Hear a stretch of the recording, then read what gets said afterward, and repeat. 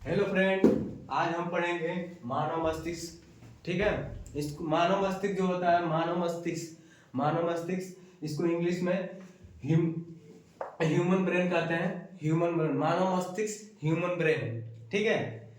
मस्तिष्क, ब्रेन बोलो, ब्रेन के बारे में पढ़ना इतना आसान नहीं है और बहुत कठिन भी है। ये बड़ी अच्छी बात कही आप। ब्रेन बोले तो बहुत बड़ा हो गया। जैसे एक सिस्टम होता है, सिस्टम जैसे कंप्यूटर सिस्टम, इंग्लिश में इसको जब पूरा सिस्टमेटिक पढ़ते हैं तो उसको सिस्टम बोलते हैं। अभी हम लोग मानव मस्तिष्क की ब्रेन के बारे में पढ़ रहे हैं। ठीक है। Human brain. अब ह्यूमन ब्रेन में हम जानते हैं फर्स्ट क्या होता है, अग्र मस्तिष्क। ठीक है। अग्र मस्तिष्क, मध्य मस्तिष्क। अग्र मस्तिष्क को इंग्लिश में क्या बोलते हैं, फोर ब्रेन। ठीक है। मध्य मस्तिष्क, मिड ब्रेन। ठीक है।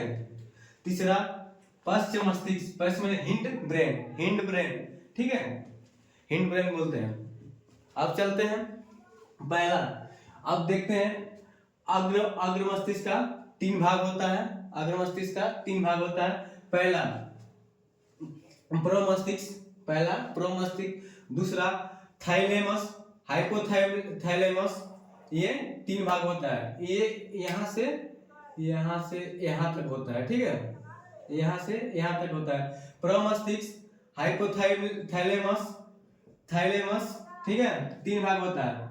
और मिड मस्तिष्क का कोई भाग नहीं होता है। मिड मस्तिष्क ये होता है, मिड मस्तिष्क बोले तो मध्य मस्तिष्क। मिड मस्तिष्क बोले तो मध्य मस्तिष्क, इसका कोई भाग नहीं होता है। और तीसरा पाश्च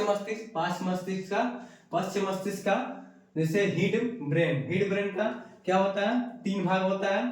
पहला प्रेंस, दूसरा मेडुला, तीसरा अनुमस्तिष्क। इसका तीन भाग होता है। पाश्च मस्तिष्क होता है, ये यहाँ से तीन भाग होता है। एक पांच मस्तिष्क, दूसरा मेडुला, तीसरा अनुमस्तिष्क। ठीक है। और इसका स्ट्रक्चर समझते हैं। ये क्या बोलते हैं, ये जो इधर से दिख रहा है ना, ये ऐसा गोभी का फूल नुमा संरचना दिख रहा है, इसको ये दिख रहा है गोभी का फूल नुमा संरचना, ये अनुमस्तिष्क होता है, जिसको छोटा दिमाग बोलते हैं। अनुमस्तिष्क मतलब छोटा दिमाग बोलते हैं इसको। ठीक है। ये आगे देखते हैं। ठीक है। ये तीसरा का है, मतलब पांच मस्तिष्क। आपको हमेशा प्री बोर्ड क्वेश्चन में पूछ लेता है, पेपर में क्या पूछता है कि अग्र मस्तिष्क क्या होता है और किसके कितने भाग होते हैं। अग्र मस्तिष्क क्या होता है, इसके कितने भाग होते हैं। अग्र मस्तिष्क का तीन भाग होता है।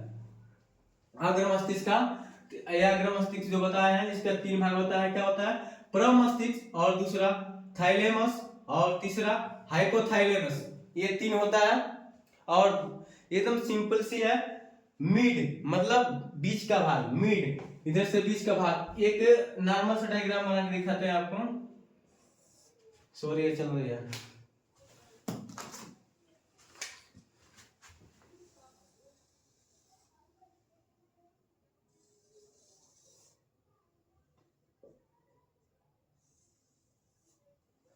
तो देखिए, ये नॉर्मल भाग है इसका, मतलब एक छोटा सा बनाया है इधर।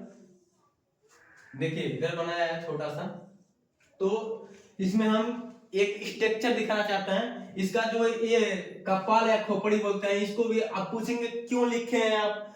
अब इसका कुछ दिखाएंगे नहीं तो आप लोग पूछेंगे क्यों लिखे हैं। इसका लिखने का मतलब क्या है। अब देखिए, ये इसमें तीन होता है, एक दो तीन। ये इसमें कुछ द्रव्यनुमा भरा रहता है, ये भरा रहता है। इसमें तीन लेयर होता है। देखिए एक दो, ये तीन लेयर है, पतला पतला होता है, एकदम पतला लेयर होता है, तीन लेयर होता है। जैसे अग्र मस्तिष्क की बात करें तो, जैसे इसमें थाइलेमस में बात करें तो